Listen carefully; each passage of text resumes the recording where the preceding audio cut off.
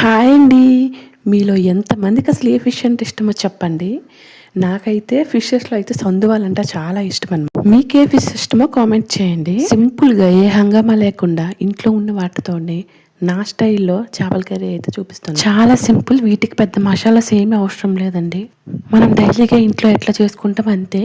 ఉల్లిపాయలు, పచ్చిమిరపకాయలు, కరివేపాకు, కొత్తిమీర, ఆ తర్వాత టమాటాలు, కొంచెం అల్లం, తెల్లుల్లి, ఆవాలు, జీలకర్ర, ఇంకా కొంచెం ధనియాలు ఉంటే మాత్రం కొంచెం మెంతులు నానబెట్టుకొని అందులో వేసేయండి మిక్సీ పట్టేటప్పుడు. అంతే. ఎప్పుడు చేసినా కూడా ఒకేలాగా ఒకే గ్రేవీ కంటెస్టెంట్లో రావాలంటే ఇలా ఫాలో అయితే సరిపోతుంది. ఆనియన్ కొంచెం వేగిన తర్వాత పచ్చిమిరపకాయలు, కరివేపాకు వేసి అవి కూడా ఫ్రై అయిన తర్వాత మనం ఏదైతే టమాటా ప్యూరీ చేసుకున్నామో అది కూడా కొంచెం అంత ఆయిల్ పైకి తేలినంత వరకు కూడా ఫ్రై చేసుకుంటే సరిపోతుంది. దాంట్లోనే మ్యాగ్నేట్ చేసుకుని ఫిష్ ముక్కలను కూడా వేసుకోవాలి. సో మీకు ఎన్ని కావాలంటే అన్ని. అలాగే మీ టేస్ట్కి సరిపడా చింతపండు పులుసు వేసుకుంటే సరిపోతుంది. ఈ టైంలో మనకి ఉప్పు కారం ఏమైనా సరిపోతే తీసుకోవచ్చు.